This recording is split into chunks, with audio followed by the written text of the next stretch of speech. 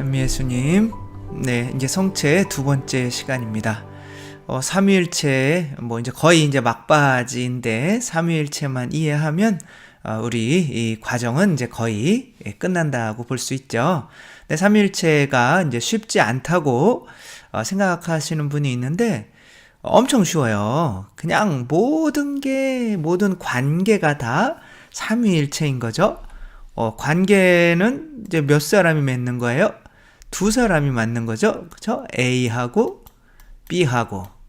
근데 A하고 B하고 사이에 그냥 멍하니 앉아있으면 관계가 되나요? 무언가 왔다 갔다 해야 되나요? 무언가 왔다 갔다 해야 되는 거죠. 이게 뭐가 되는 거예요? 선물. 이게 C가 되는 거죠. 그래서 이게 A가 하느님이라면 B는 하느님 아버지라고 그러면 이걸 이제 아버지를 빠떼리라고 해서 P로 쓸게요. 아들은 필리우스로 해서 F로 쓰고, 이제 성령님은 선물은 이제 스피리토 상토라고 그래서 S로 이렇게 쓰는데 쉽잖아요. 그쵸? A, B, C. 그러니까 아버지와 아들 간에 무언가 이렇게 관계가 맺어졌다면 무언가를 아버지가 아이에게 줬을까요? 안 줬을까요? 먹여 살린 거죠. 또 아들은 또 아버지께 이렇게 순종해야지 뛰쳐나가면 안 되는 거죠. 이 안에서 무언가 C가 사랑이 왔다 갔다 거려야 되는 거죠.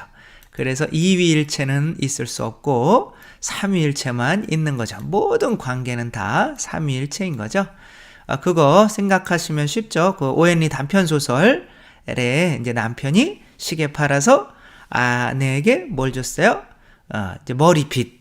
그 다음에 아내는 이제 남편을 위해서 또 자기 것을 다 팔아서 선물이 오고 가야 사랑이 있어야 둘이 하나가 되는 거죠. 그래서 A와 B와 둘의 사랑. 그렇게 삼위일체가 되는 거죠. 근데 이제 사랑하면 조금 주는 게 아니라 얼마큼 줘야 돼요? 많이 주는 거죠.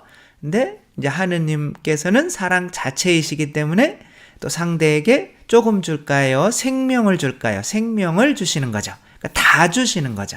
아버지께서 나에게 모든 것을 내 손에 맡기셨다. 그게 뭐예요? 성령, 아버지께서는 성령을 한량 없이 주신다. 또 예수님께서 돌아가실 때 아버지께 뭐예요? 제 영을 당신의 손에 맡깁니다. 이렇게 받은 것을 다시 돌려주고 돌려주는 것을 기브 앤 테이크가 일어나는 관계 안에서 삼위일체를 설명해야 된다고 하는 것이 우리 정통적인 가톨릭 교회의 가르침인 거죠. 그냥 이것은 루블레프라고 하는, 여러분 많이 보셨을 거예요. 이제 삼위일체 그림인데 이거 아주 유명한 이제 이콘이죠. 이제 아브라함한테 새 손님이 찾아오죠. 그 새 손님이 바로 삼위일체 하느님을 상징한다라고 교부들은 이렇게 가르치고 있고, 그래서 교부들은 이렇게 삼위일체를 새 손님으로 이렇게 표현하고 있는 거죠. 여기에서 우리가 볼 때 성부는 왼쪽, 중앙, 오른쪽 중에 어떤 분이실까요? 성부는 바로 이 중앙에 계신 분은 성자시고 성부는 이분이 이제 성부인 거죠. 그래서 손가락을 잘 안 보이시겠지만 이렇게 하고 계셔요. 이렇게 성부에게서 누가 나오는 거예요? 성자하고 성령께서 이렇게 나오시는 거죠. 나중에 롯을 이 두 분이 구하러 가시는 거죠. 아무튼 그렇게 성령이고, 보통 이콘에서 이 붉은색은 신성을 상징하기 때문에 이거는 이제 완전한 이제 하느님으로, 그리고 위에 집이 있죠. 건축자, 창조자 하기 때문에 이제 성부를 의미하는 거고.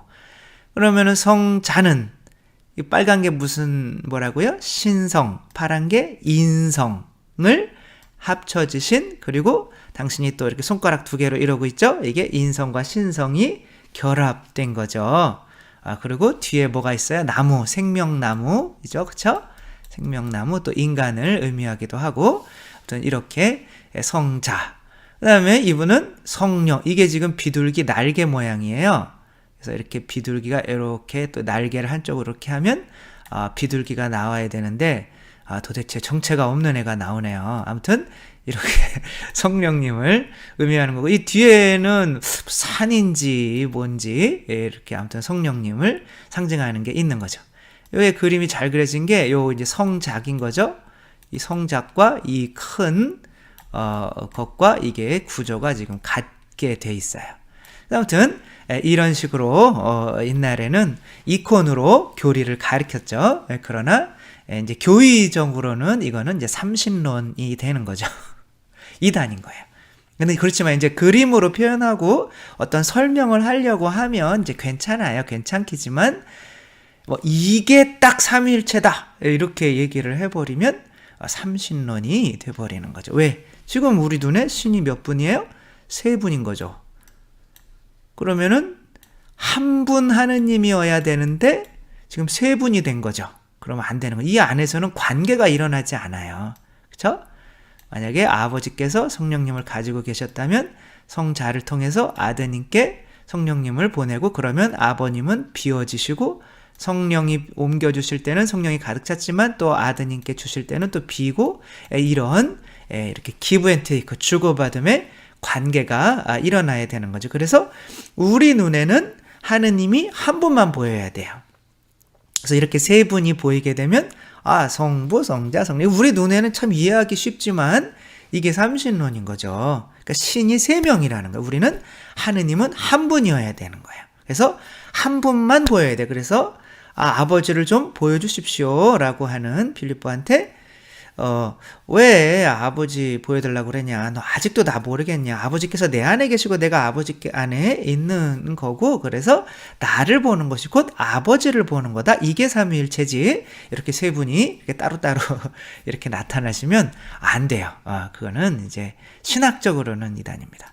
예수님께서 돌아가시고 나서 이게 뭐냐면 수위예요.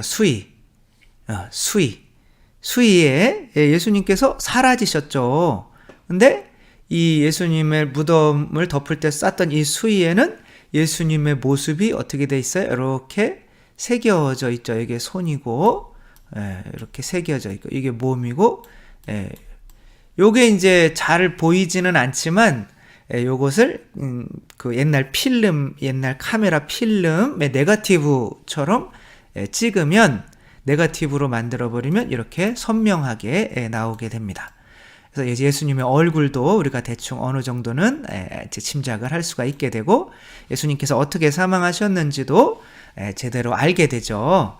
예수님의 여기 이게 이제 피인 거죠. 이마에 이게 동맥이 아마 깊이 뚫리셔서, 그리고 이제 여기 다 피자국인 거죠. 여기서 가시관을 쓰셨다는 증거인 거죠. 피가 나오고 있고, 피가 출혈이 굉장히 심했다는 거를 알 수가 있죠. 그리고 이제 여기도 이제 손목에 이렇게 핏자국이 있는 거예요. 보통 이제 못은 손목에 박는 거죠. 근데 지금 왼손이 더 길게 돼 있어요. 이것은 이 왼쪽 팔을, 오른쪽인가요? 오른쪽 팔을 지금 이렇게, 우리 그 패션 오브 크라이스트에 보면 이렇게 실끈 매가지고 이렇게 구멍이 안 맞으니까 잡아당겨서 여기 어깨를 빼버리잖아요. 실제로 그렇게 빠졌다고 지금 추정을 하고 있는 겁니다. 그리고 여기 예수님께서 매 맞은 자국은 그때 이 로마인들이 이제 사용했던 채찍이 이렇게 세 갈래였어요. 여기에 앞에 이제 아령 같은 쇳덩이가 이렇게 있는 거죠. 그러니까 이거를 보통은 40대가 막심이거든요. 막심은 커피잖아요. 맥심. 그건 막심이 아니라 뭐라고 할까요? 이거 최대 40대까지만 때릴 수 있는데, 그러면 43, 16이잖아요. 그쵸? 43, 15인가요? 43, 44, 34, 12. 120.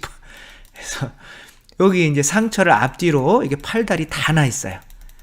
세에 보면은 120개가 정확히 나옵니다. 네. 아무튼 이게 지금 예수님께서 사라지셨어요. 그러나 우리는 이 헝겊 조각을 마치 예수님인 것처럼 지금 또리노 두오모에 있죠. 거기에서 모셔져 있고, 굉장히 이 또리노에 불이 났을 때 이게 다 불탄 자국이에요. 여기가 불이 났을 때 제일 먼저 성당에 불이 났을 때 뭘 가지고 나왔겠어요? 이거 보물. 그러니까 이제 여기에 이 불이 탄소가 많이 들어갔기 때문에 탄소 연대 측정을 하면 지금은 제대로 안 나옵니다. 13세기로 나오고 그래서 뭐 가짜다 이렇게 할 수 있는데 이건 가짜일 수가 없어요. 그 천에 이런 네거티브 식으로 그분의 모습이 이렇게 새겨져 있을 수가 없습니다. 그게 이제 아주 강력한 이렇게 뭐랄까 뭐 번개가 번쩍 비추는 그게 또 아주 짧게 그 헝겊의 실에만 새겨질 수 있을 정도로 에너지가 훅 나와야 이렇게 필름의 네거티브처럼 새겨질 수가 있는 거고, 모든 상처나 이런 것들을 볼 때 그리고 얼굴을 이렇게 탁 찍었다 그러면 이게 피면 삐뚤어지는 거거든요. 이렇게 얼굴이 정확하게 이렇게 나올 수가, 찍힐 수가 없습니다. 이것은 어떤 에너지가 예수님께서 사라지시면서 이 안에 이렇게 넣어주신 거죠. 그러니까 예수님이 계셨고 그걸 A라고 하면 어떻게 돼요? 그 에너지가 여기 새겨질 수 있는 에너지가 B인 거고, 그리고 이 천조각이 수위가 C였던 거죠. 이게 삼위일체인 거예요. 그래서 이 천조각을 보면 예수님이 보이는 거고, 또 그 안에서 예수님이 여기에 들어오시기 위해서 에너지로 죽으셔야 되는 거죠. 그 성령님이 이제 죽었을 때 나오는 에너지가 있잖아요. 그것으로 이렇게 새겨지는 ABC가 다 보여야 되는 거예요. 하나를 볼 때. 제가 그거 설명을 드렸었죠. 그 가시아의 성체 기적에서 그 종이에 예수님의 성체는 사라진 거예요. 그 사라진 성체가 A인 거야. 그러니까 아버지가 나를 본 것이고 아버지를 본 것이다 라고 하는 건, 아버지가 왜 내 안에 들어와 계시기 때문에 뭐로 돼서 성령, 피로 돼서 죽으셔서 왜냐하면 이 안에 흡수될 수 있는 형태로 변해야 되잖아요. 그러려면 죽어야 되거든요. 그러니까 우리가 뭔가 음식을 먹고 우리에게 에너지가 될 때 뭐 물고기가 내 뱃속에서 계속 살아 움직이면 내가 죽는 거잖아요. 걔한테 먹혀서.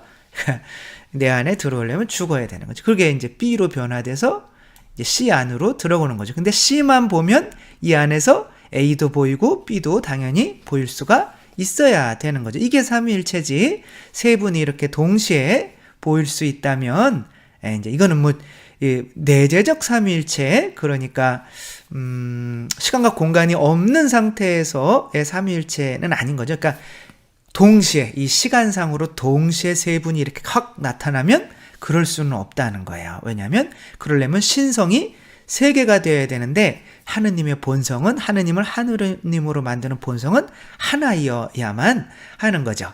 쉽죠? 욕하지는 않으실 거죠? 이거 쉽잖아요. 그쵸? 나를 본 것이고 아버지를 본 거다.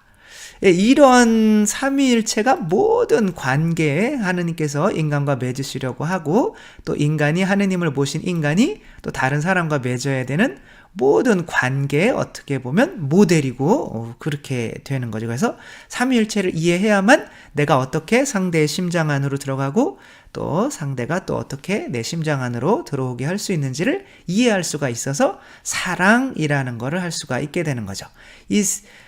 성부가 사랑이다, 성자가 사랑이다, 성령이 사랑이다 그러지 않고 하느님이 사랑이다라고 하는 거죠. 이 삼위일체의 이 관계 자체가 사랑인 거죠. 혼자서는 절대로 사랑을 할 수가 없는 거죠. 그러니까 성모님도 이런 식으로 인간에게 나타나셨던 적이 있어요. 이게 과달루페의 성모님이죠.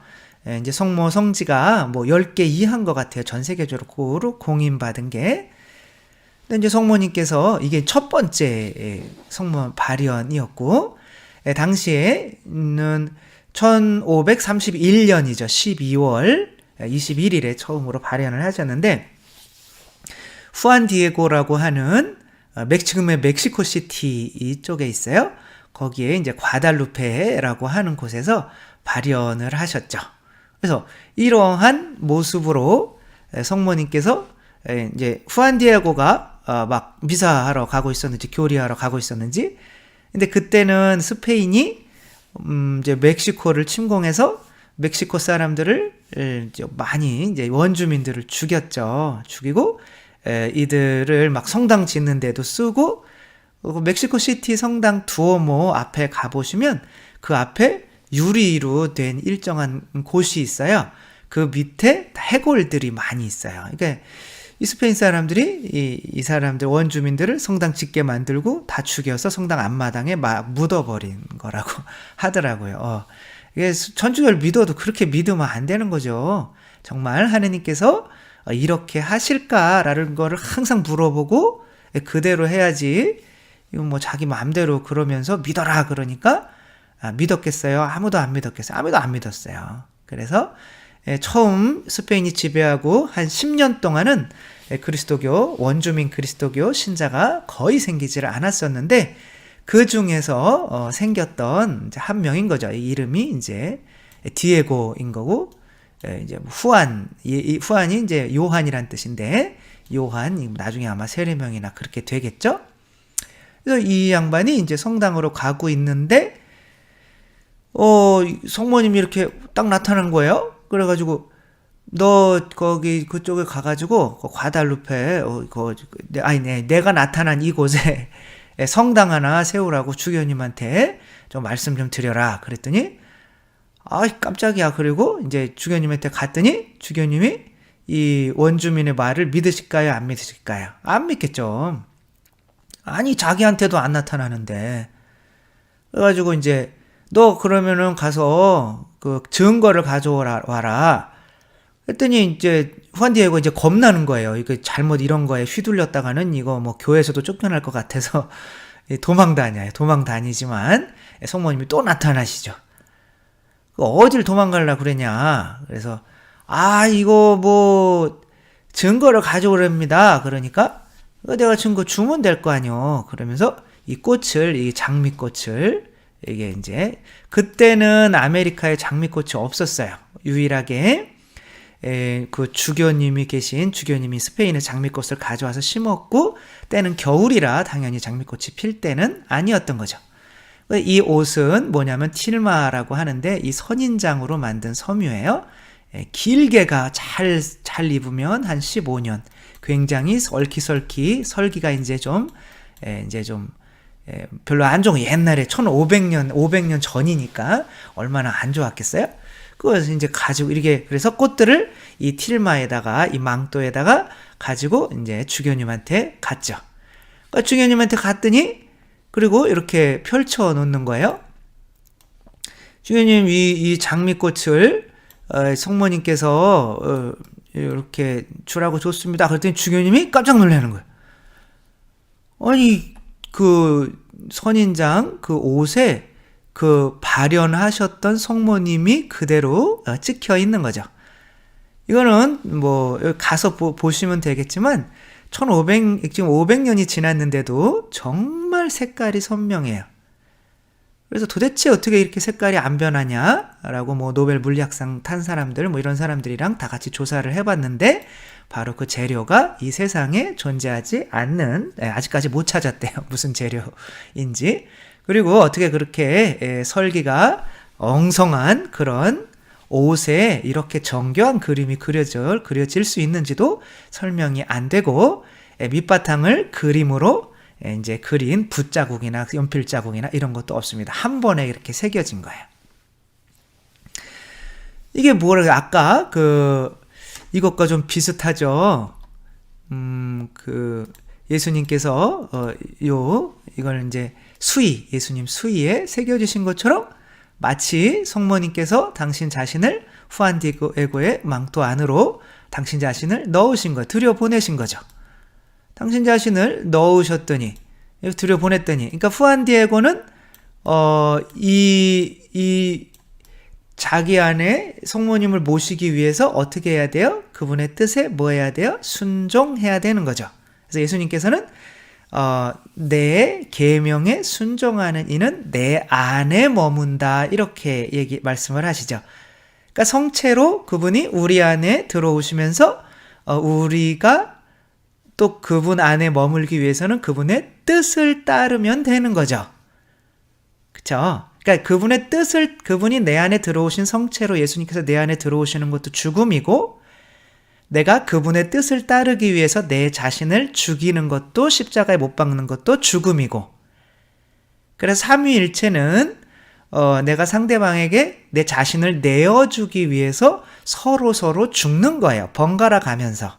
그러니까 하느님도 아드님께 성령을 주시기 위해서 죽으시는 거고, 아드님도 죽으시면서 제 영을 당신의 손에 맡깁니다 라고 하면서 성령을 주시는 거죠. 그러니까 서로 죽으시는 거예요. 그래서 번갈아 가면서 한 분만이 신성을 차지할 수가 있는데, 이것이 시간과 공간이 사라지면 동시에 세 분이 하느님이 될 수가 있는 건데, 우리가 시간과 공간 안에서 그런 머리로 우리 인간적인 머리로 생각하면서는 세 분이 이렇게 하느님으로 나타나서는 안 돼요.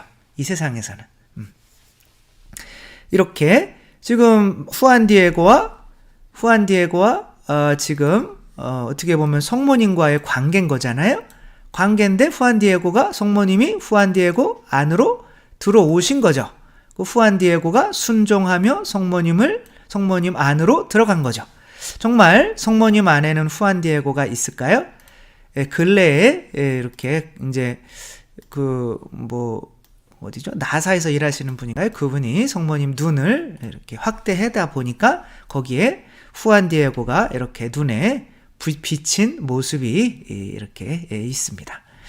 그분 또 후안디에고가 자기가 성모님을 자기 안에 모으신 줄 알고 봤더니 또 성모님이 후안디에고를 당신 눈 안에 이렇게 품고 있는 거죠.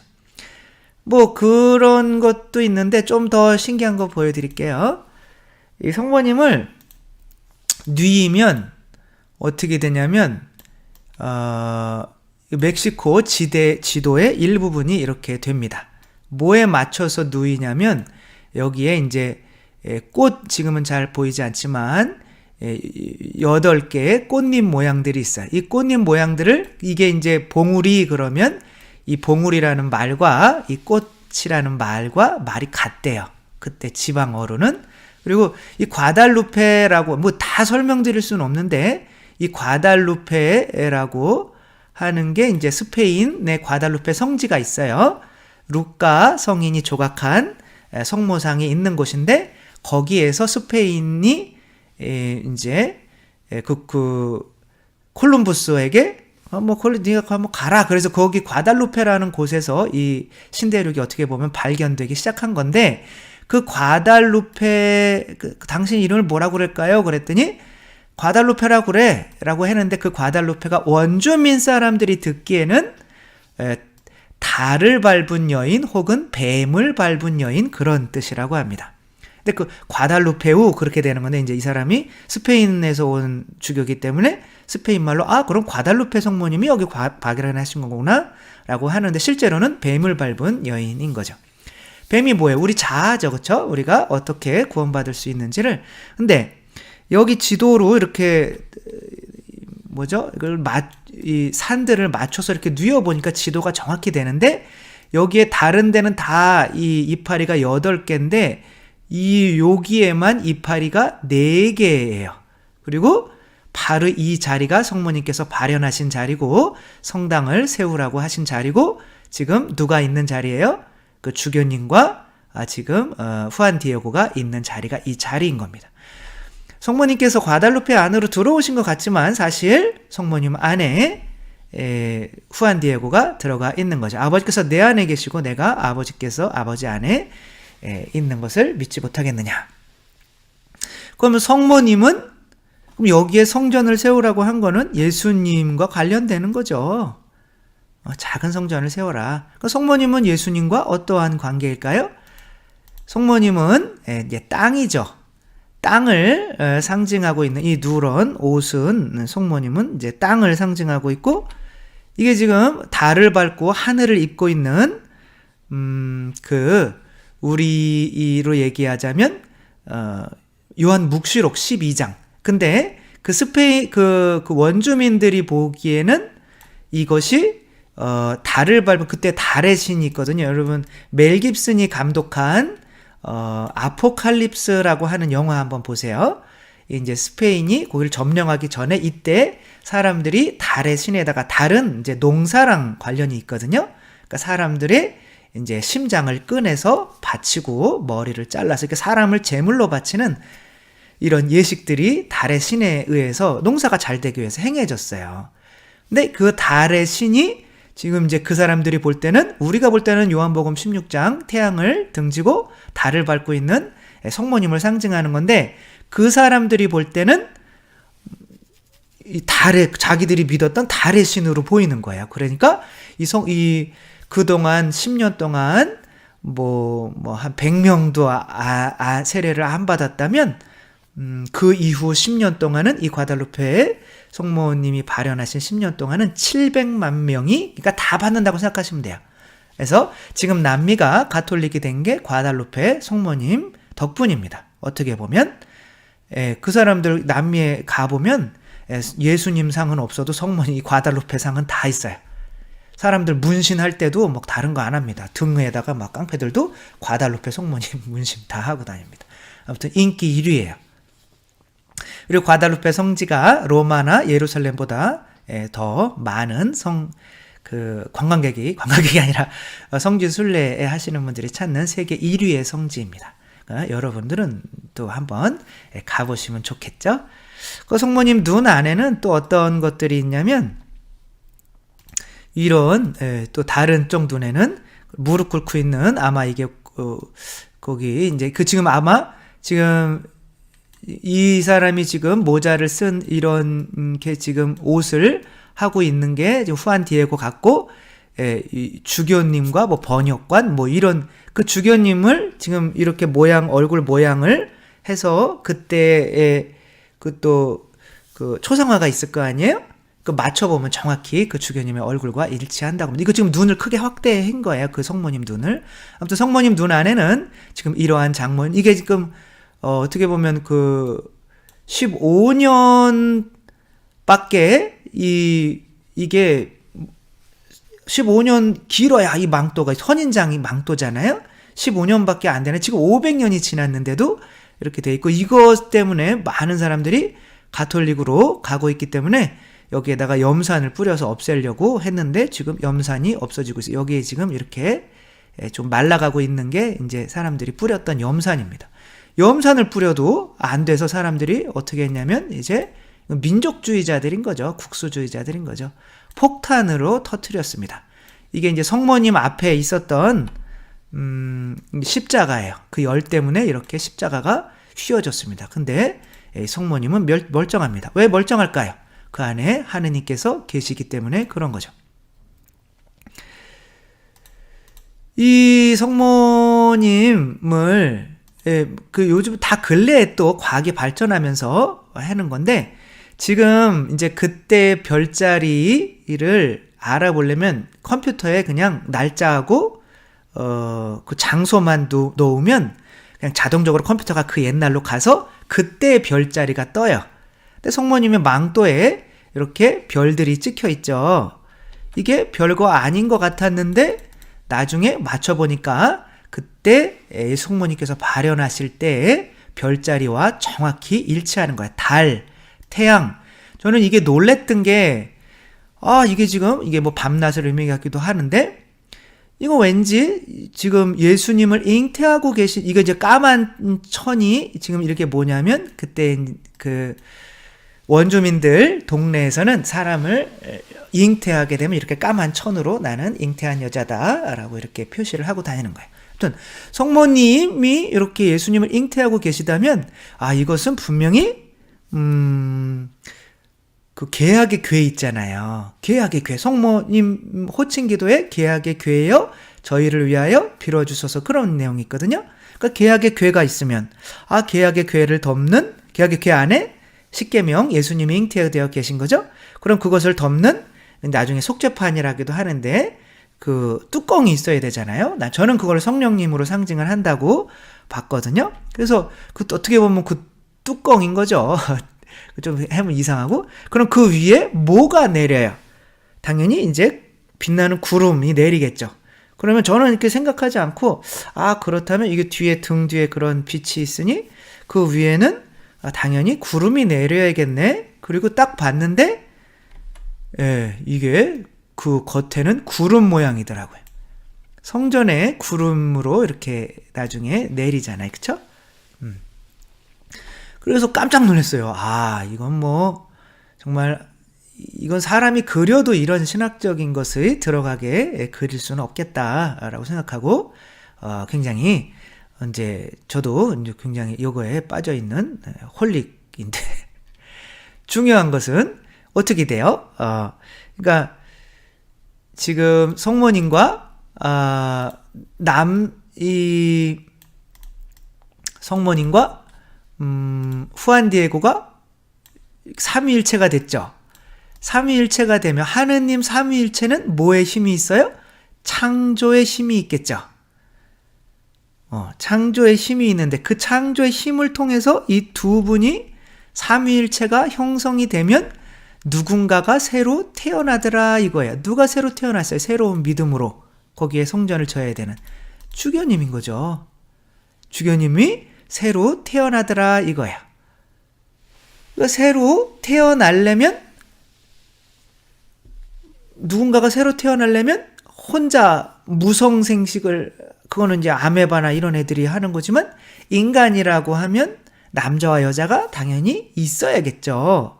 그래서 이제는 삼위일체를 아주 더 쉽게 남자와 여자의 관계로 이렇게 한번 설명을 해보도록 하는데 우리가 아까 이제 제가 설명을 그냥 지금 빨리빨리 가려고 그래서 잘 못 드렸는데 이게 지금 겉에 망토가 이제 하늘을 뜻하기 때문에 망토에만 푸른 하늘에만 지금 이렇게 빨간 점이 이제 망토에 찍혀 있는 점인데 이 점 말고 만약에 이 안에 찍혔다면 신기했을 그런 그때 당시에 이거 별자리란 말이에요. 이게 지금 레온의 자리예요. 이게 레오가 뭐냐면 사자 자리예요. 요한묵시록에서 예수님이 뭐예요? 사자시죠. 그렇죠? 어린 양이시기도 하지만 사자이기도 한 거예요. 그러니까 성모님의 태중에 지금 사자가 예수님이 잉태되어 계시다는 게 별자리로 되어 있는 거죠. 그 다음에 이 가슴에 있는 게 사자를 잉태하려면 어떻게 내 자아를 죽인 모습이어야죠. 그쵸? 죄가 없는 모습이어야죠. 원죄가 없는 모습이어야죠. 이거 무슨 자리냐면 처녀 자리인 거죠. 동정녀인 거죠. 죄가 없다라는 뜻인 거예요. 그 다음에 머리 쪽에 머리를 왜 성모님이 이렇게 굳이 기울이고 계실까요? 이거에 맞추기 위한 거죠. 이게 뭐냐면 코로나 바이러스는 아니지만 아무튼 왕관 자리, 코로나가 왕관이란 뜻이거든요. 천상 모유의 관을 씌우신 거죠. 당신 자신이 죄를 없게 해서 예수님을 받아들였더니 하느님의 천상의 여왕이 되신다. 이런 뜻인 거죠. 그러니까 이 시간에 나타나야 될 수밖에 없는 거죠. 이런 거 다 맞추시기 위해서는 얼마나 힘드셨겠어요? 그때 또 마침 후안디에고가 지나가야 되고. 아무튼 그런데 우리가 이제 삼위일체를 이해하려면 정말 이해하려면 우리 안에 삼위일체의 모습이 다 있어요. 자, 이 삼위일체 할 때 이게 굉장히 이제 중요한 이제 성경 구절이기도 한데 우리와 비슷하게 우리 모습으로 이 모습이 뭐냐면 우리와 비슷하게 그러니까 이 모습이 이미지네요. 이미지. 그러니까 우리가 하느님의 모습을 닮았다라고 할 때의 이 모습인 거죠. 닮았다라고 할 때 라이크니스 닮았다. 그러니까 우리와 비슷함으로 이거 비슷하게 이런 부사가 아니에요. 이것도 명사예요. 우리와 비슷함으로 우리 모습으로 이게 이제 말이 바뀌었을 수 있는데 아무튼 그 중요한 게 아니에요. 사람을 만들 때, 그러니까 사람은 하느님, 우리라는 건 단수예요, 복수예요? 분명히 복수죠, 그렇죠? 하느님이 복수라면 분명히 삼위일체를 의미하는 거겠죠? 그러니까 세 분과 비슷하게 닮게, 그러니까 우리 안에 이 세 분의 이미지가 새겨져 있다는 거예요. 근데 죄를 지으면 뭐가 없어지는 거냐면 우리 삼위일체를 닮은 모습은 그대로 남아있지만 닮음이 없어지는 거예요. 하느님을 닮음이. 그러니까 만약에 자동차라고 생각하면 차체는 성부, 성자, 성령 중에 누구? 차체 밖으로 보인다. 그리고 그 안에서 운전하는 누군가를 계시해 준다. 성격 보면 알잖아요. 차가 막 앞에 가는 애가 막 왔다 갔다 그냥 답답해서 왔다 갔다 거리고 그러면 그 안에 있는 사람이 보이는 건 아니지만 그 사람의 성격이 더럽다는 거는 보이잖아요. 그쵸? 그게 정한 전데.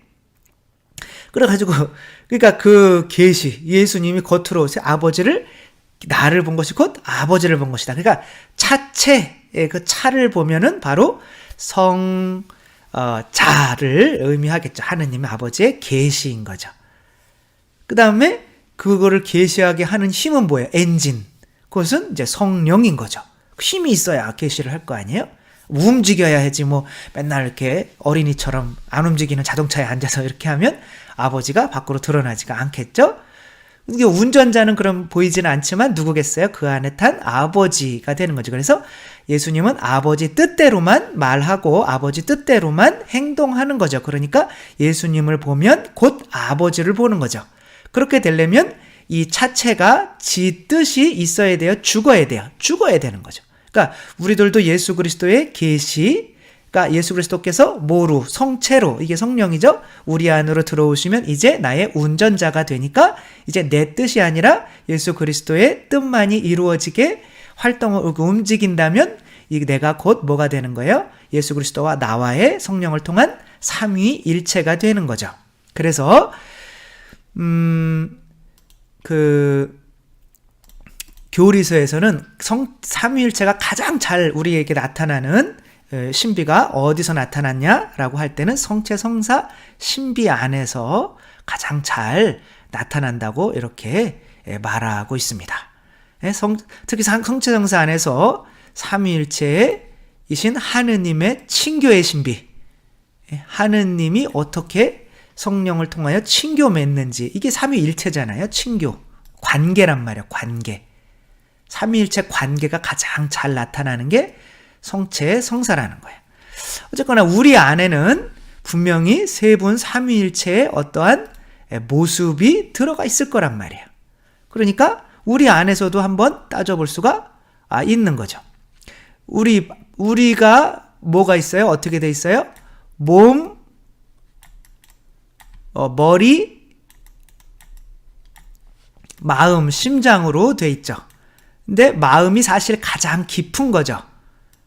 김수환 추장님께서 어떻게 했어요? 머리에서 마음까지 가는데 70년 걸렸다고 이렇게 말씀을 하시잖아요.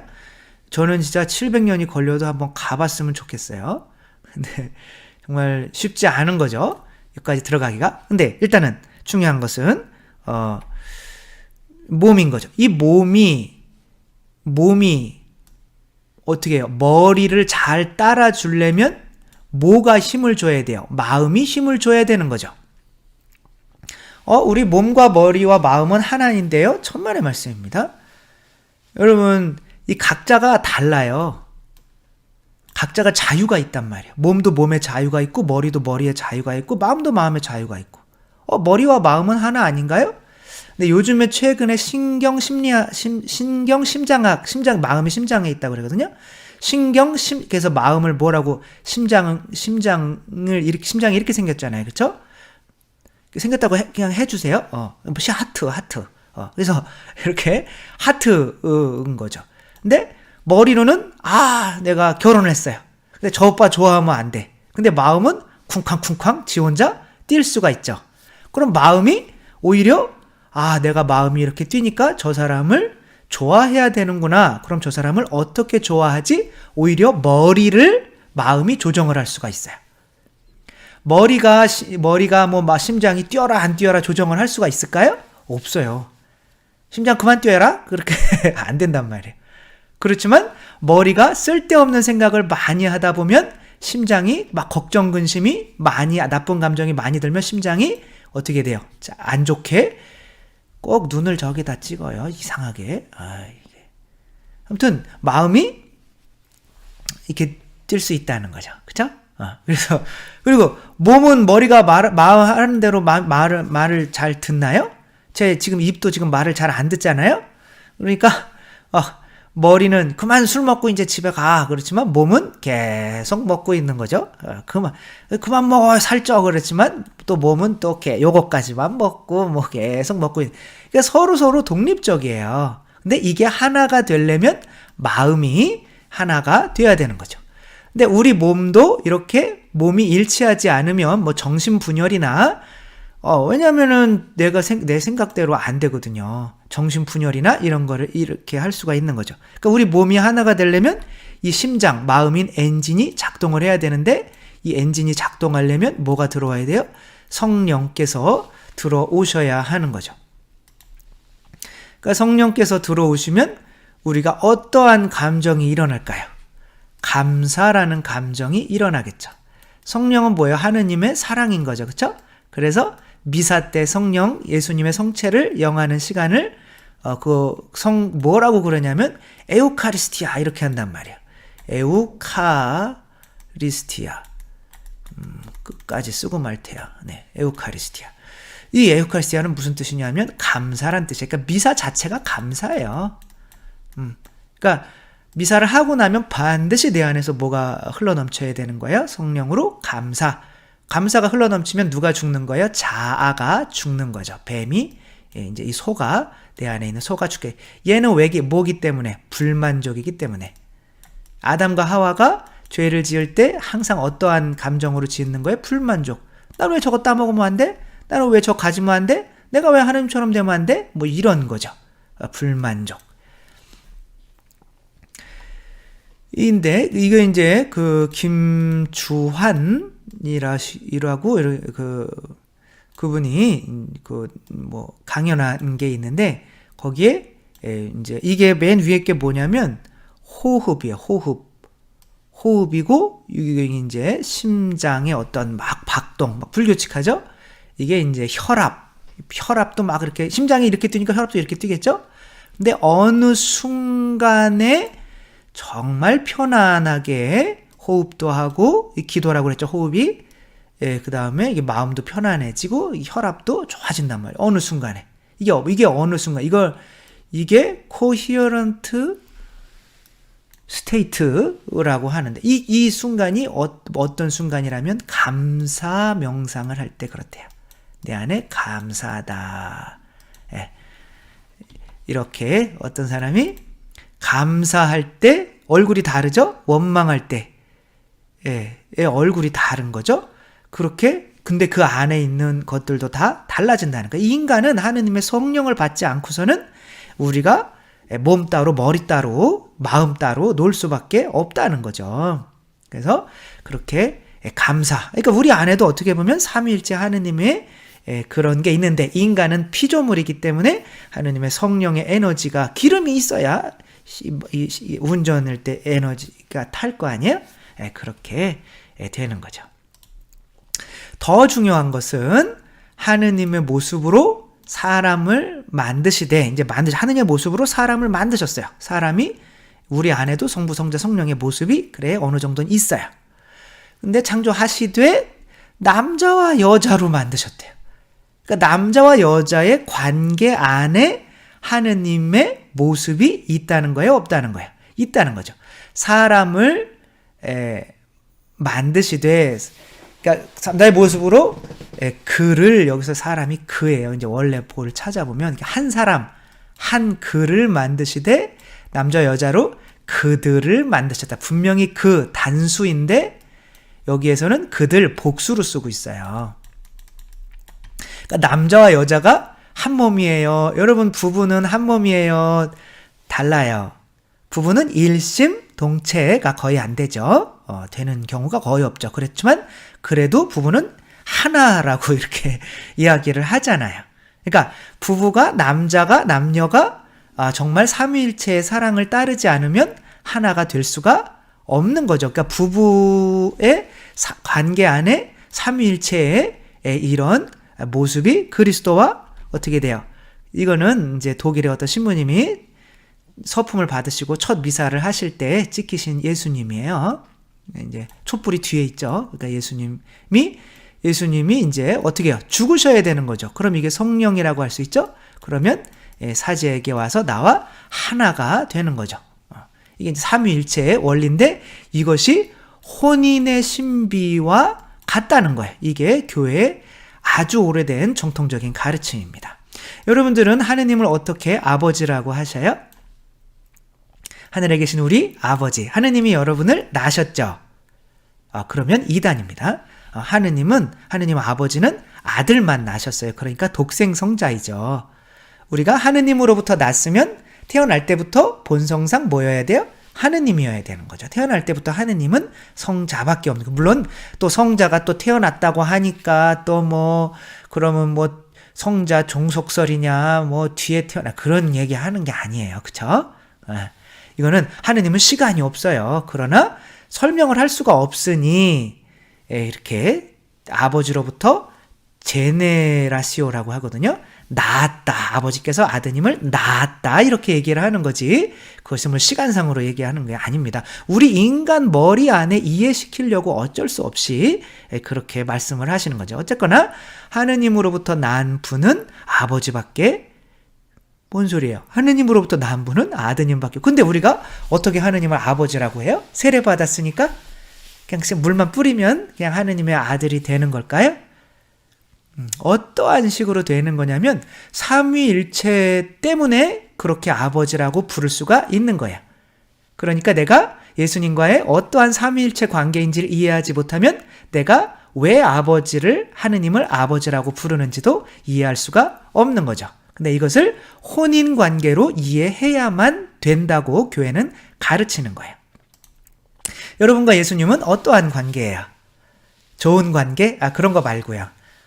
이제 아버지, 예수님이 아버지, 우리 아버지면, 하느님은 우리 할아버지가 되겠죠. 하늘에 계신 우리 할아버지 이렇게 기도해야 안 되는 거죠? 그럼 예수님과 나는 무슨 관계예요? 형제? 그것도 안 돼요. 왜냐하면, 하느님은, 물론 아주 크게 넓게 생각하면 맞는 거긴 하지만, 아주 좁게 생각하면은, 예수님은 형제가 없어요. 독생성자란 말이에요. 독자란 말이에요. 그래서 이 삼위일체 신비를 이해해야 돼요. 그래서 남자와 여자를 이해할 때는 제가 이쪽을 보는 것은 시간을 보는 거예요. 여러분도 시간을 보실 때쯤 되셨을까 봐 그러는데 문제는 이것을 지금 이게 조금 걸릴 거라는 거죠. 빨리 설명을 해드리기는 하겠지만 한번 해볼게요. 자, 하늘은 전통적으로 남자였을까요? 여자를 상징했을까요? 남자를 상징했겠죠.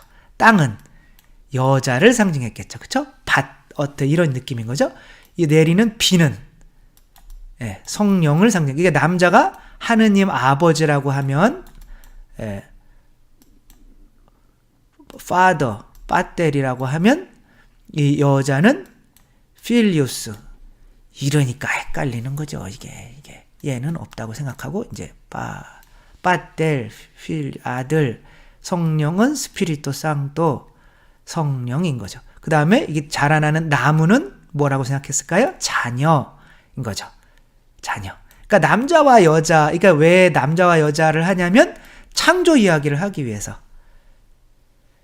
그러니까 남자 여자 결혼하면 남자 여자 안에는 자식을 새롭게 창조할 수 있는 뭔가가 갖춰져 있잖아요. 그쵸? 남자와 여자가 사랑해서 일치가 될 때야만 자녀가 창조되는 거예요. 그 자녀를 낳는 것이나 성경에서 말하는 창조나 같은 거예요.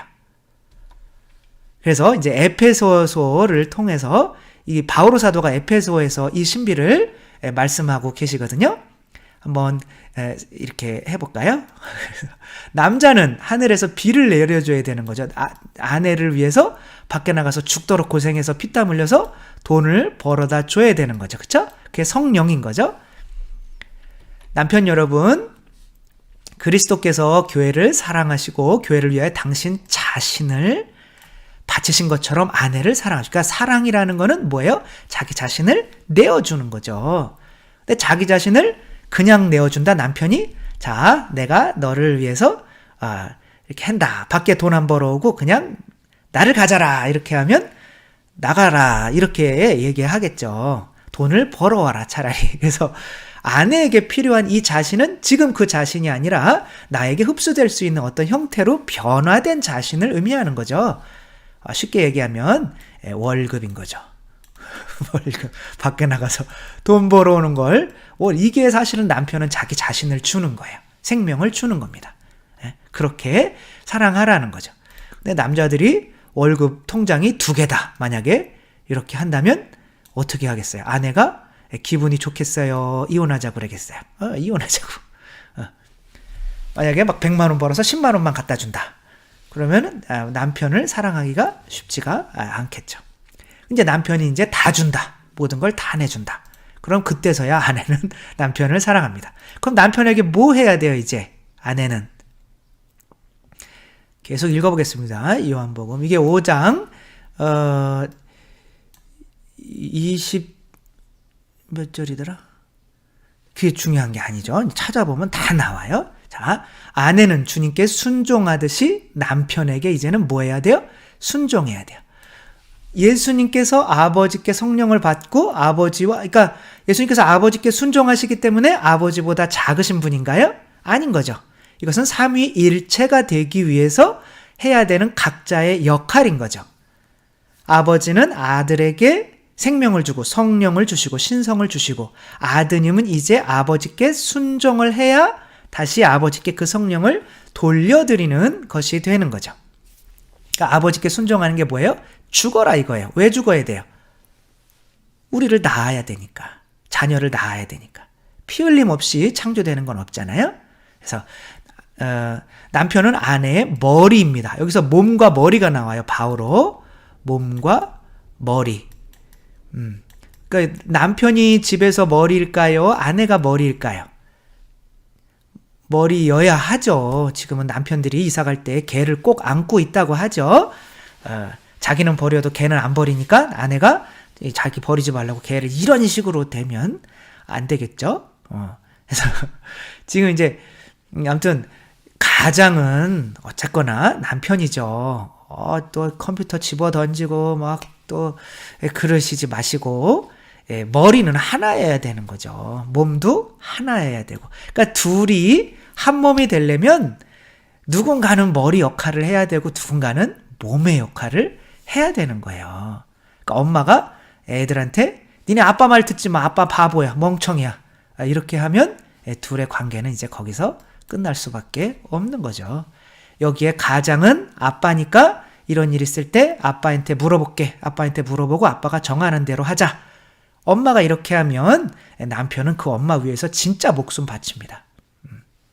뭐 그러지 않아도 잘 바치시겠지만, 이는 그리스도께서 교회의 머리이시고, 이제 그리스도께서 삼위일체 안에서 아버지와 성령 안에서 지금 지금 예수님께서 뭐를 탄생시키신 거예요? 교회를 탄생시키신 거죠. 교회예요.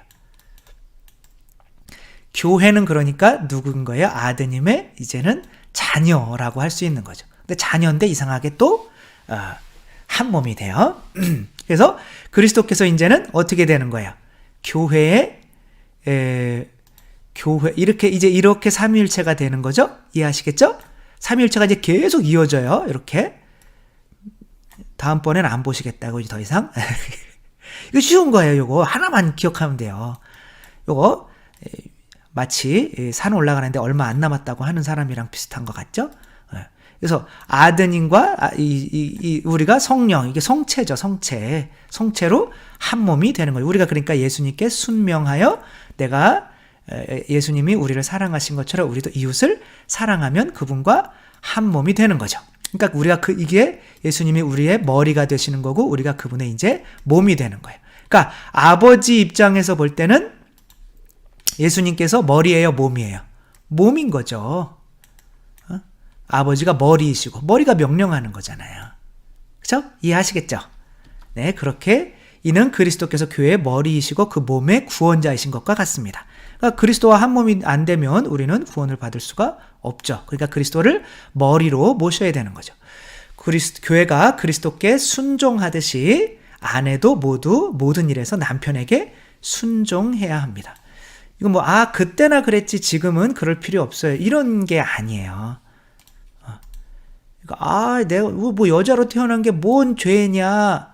내 또 그래도 또 아내를 위해서 밖에 나가서 돈 열심히 벌고 그런 것도 또 사랑이잖아요. 그게 둘이 동시에 될 때 한 몸이 될 수가 있는 거죠. 이것이 계속 이어지는 거예요. 고린도전서 11장 3절에 보면 그런데 모든 남자의 머리는 누구예요? 그리스도이고, 그럼 남자는 누구에게 순종해야 되는 거예요? 가정의 남자는 그리스도께, 그리스도의 뜻에 순종해야 되는 거고, 이제 아내의 머리는 남편이에요. 근데 아내는 이제 그리스도께 순종하는 누구에게? 남편에게 순종해야 되는 거고. 그러면 그리스도는 누구에게 순종했어요? 그리스도의 머리는 하느님 아버지께 그리스도께서는 순종을 하신 거죠. 이렇게 머리 이렇게 되는 거죠. 이해하시겠죠? 삼위일체가 그렇게 계속 엮여져서 내려오는 거예요. 이거를 엑시투스라고 하는데, 그래서 예수님께서 이제 아버지께로부터 성령님을 받으시면 이제 아버지와께 순종을 해야 되는 거죠. 아버지께 순종하시기 위해서 겟세마니 동산에서 이제는 당신의 뜻을 어떻게 한 거예요? 죽인 거죠. 아버지 제 뜻이 아니라, 이게 뱀을 탁 밟으신 거죠. 제 뜻이 아니라 아버지 뜻대로 하소서라고 했더니 예수님께서 십자가에 못 박히셨죠. 그러니까 예수님께서 십자가에 못 박히신 이유는 왜 그럴까요? 에페소서에서 계속 설명을 하고 있는 거예요.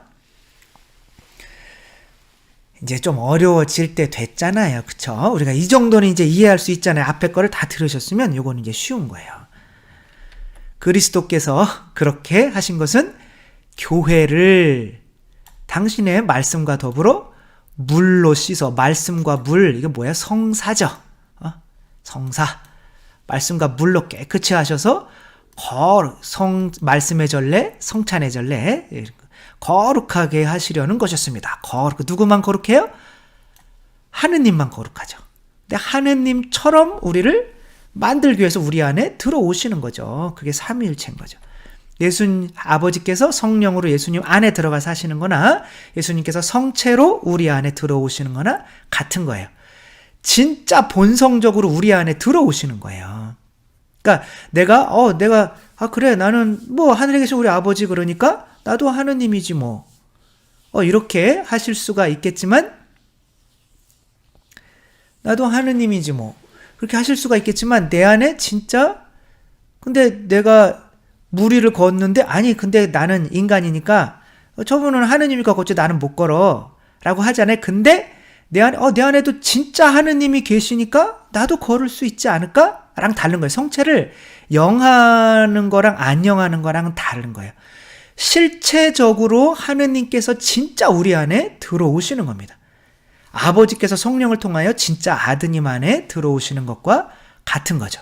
그래서 교회를 티나 주름 같은 것 없이 아름다운 모습으로 당신 앞에 서게 우리가 예수님의 성체 성혈로 어떻게 돼요? 이제 우리 자아를 죽이고 깨끗해지는 거죠. 거룩하게. 그래서 되는 거죠. 거룩하고 흠없게 하시는 것입니다. 남편도 이렇게 아내를 제 몸같이 사랑해야 합니다. 그러니까 남편이 계속 막 힘들게 막 아내가 막 짜증나고 막 애 키우는 거 힘들고 막 그럴 때 남편이 이렇게 그렇게 고생하는 거 생각하며 그래, 내가 나만 생각할 수 없지. 그러면 내 자신을 죽이잖아요. 이게 남편이 그 사랑으로, 그 돈으로, 그 피값으로 나를 깨끗하게 만드는 거죠. 그거와 똑같이 예수 그리스도께서도 우리를 그렇게 깨끗하게 만드시는 거죠.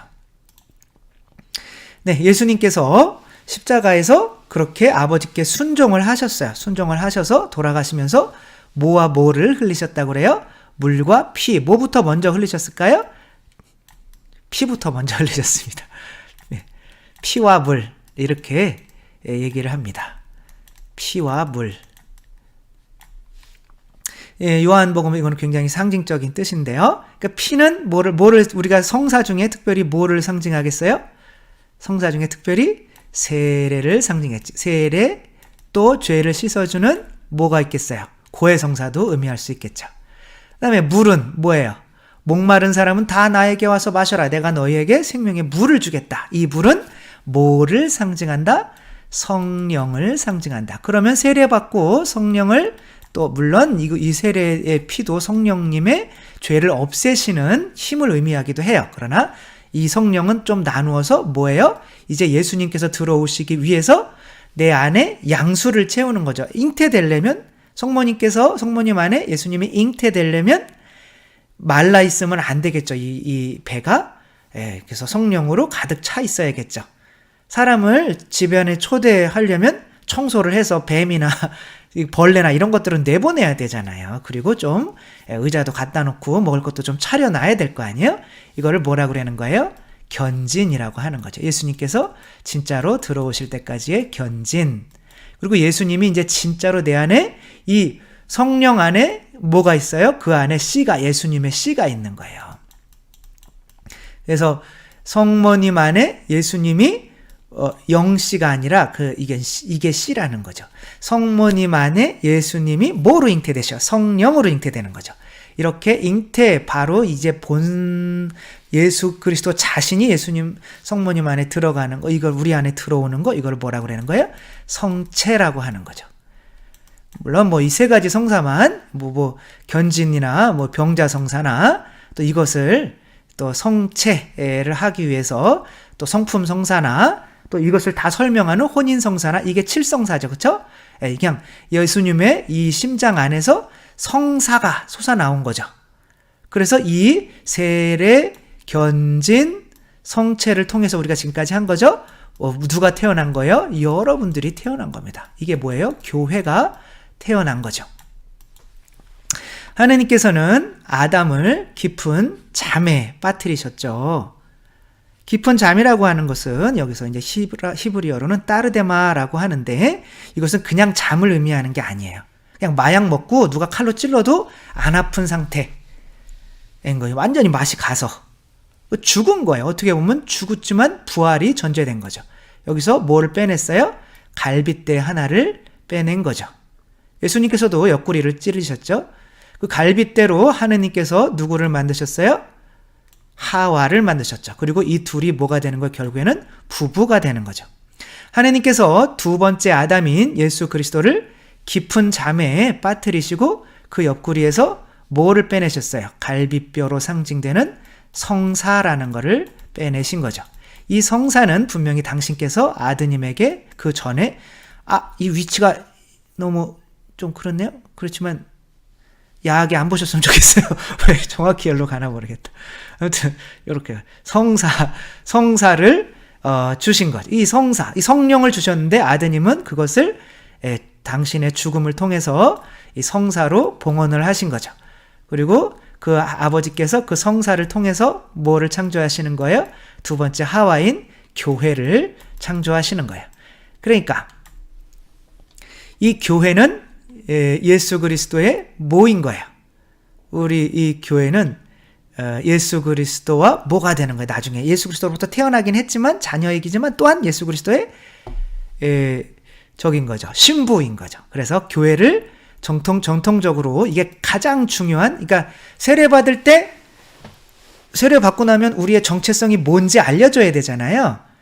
우리의 정체성이 하느님의 자녀잖아요. 근데 어떻게 하느님의 자녀가 되는지를 알려줘야 되잖아요. 그러니까 그것이 나와 예수 그리스도와의 삼위일체 관계를 통해서 그러는 건데, 나와 예수 그리스도의 삼위일체 관계를 통해서 내가 예수 그리스도의 신부가 되기 때문에 그렇게 된다는 거죠. 여러분이 새로 결혼하면 그 신랑의 아버지를 뭐라고 그래요? 아저씨라고 그래요? 아버지라고 하잖아요. 그렇죠? 그 신랑의 어머니를 어머니라고 하잖아요. 왜? 내가 이 남편과 하나니까.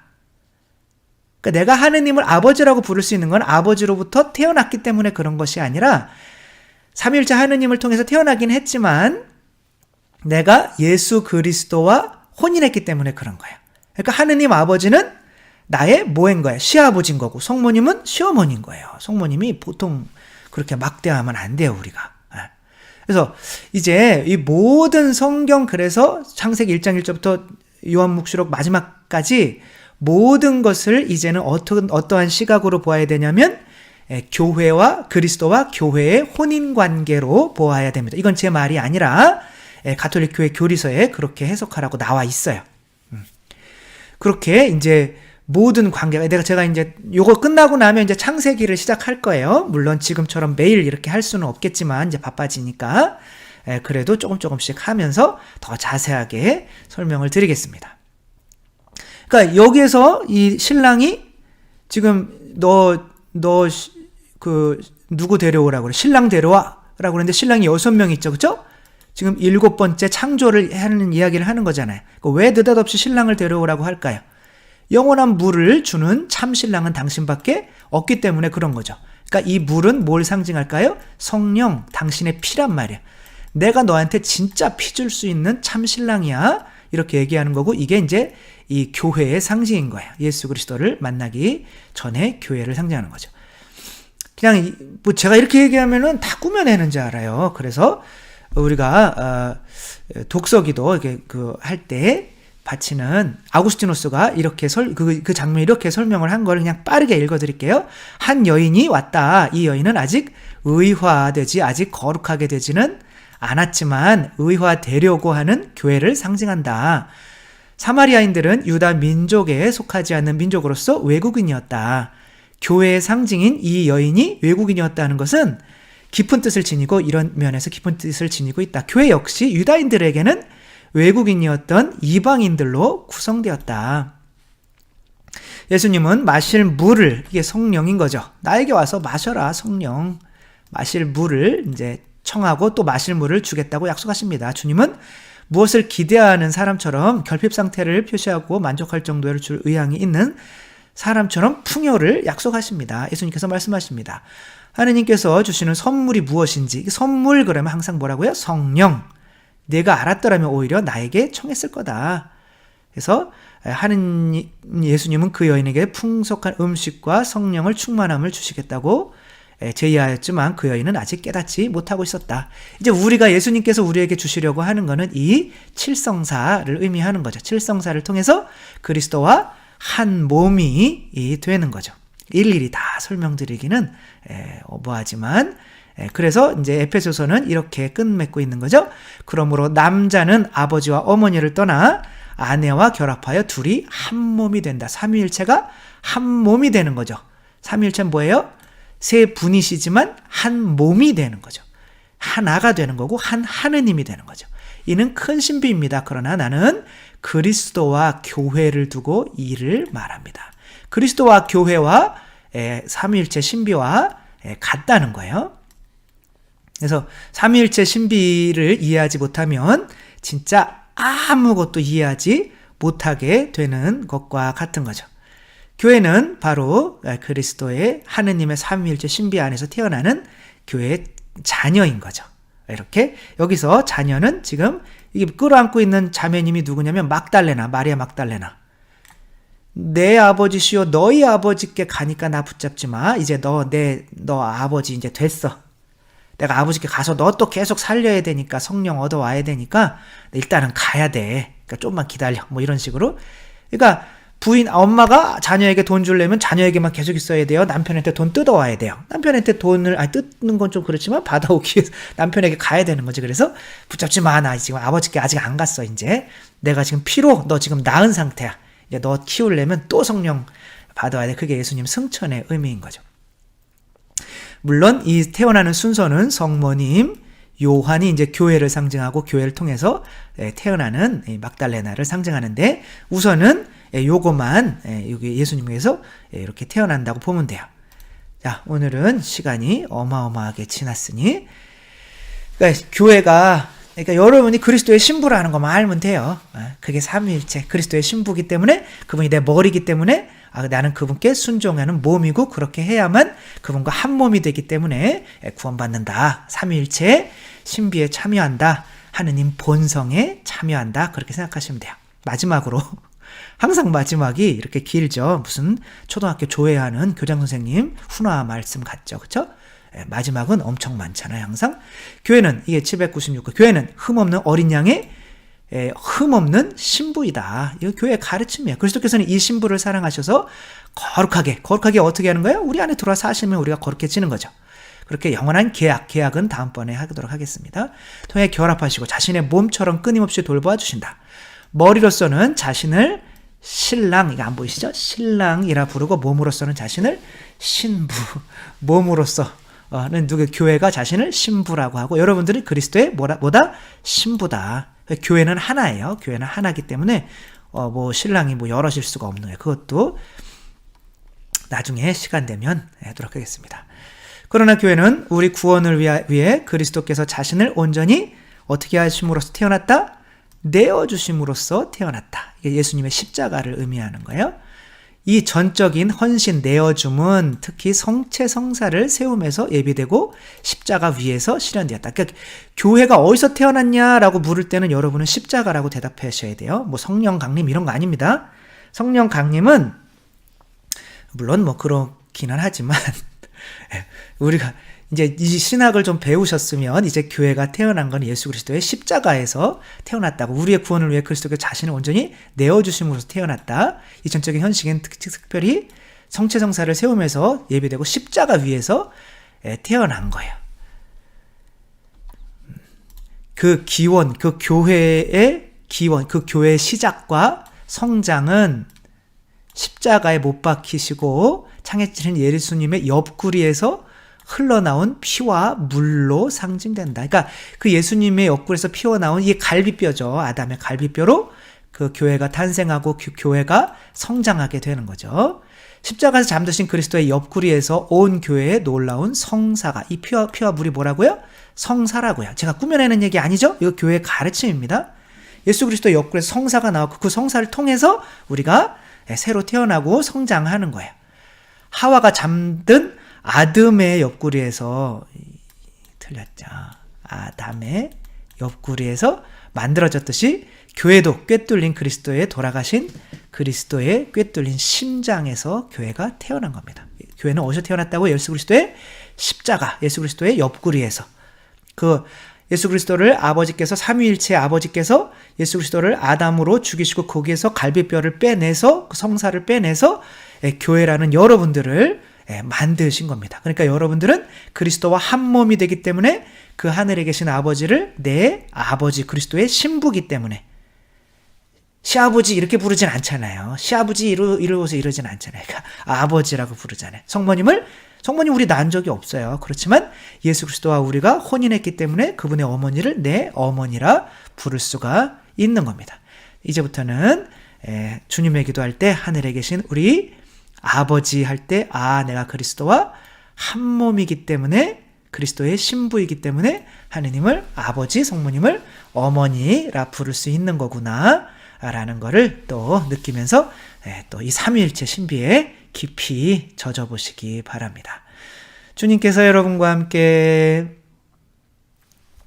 전능하신 천주 성부와 성자와 성령께서는 여기 있는 모든 이들에게 축복을 내리시어 길이 머물게 하소서. 주님과 함께 가서 복음을 전합시다. 하느님 감사합니다. 성부와 성자와 성령의 이름으로 아멘. 감사합니다. 사랑합니다.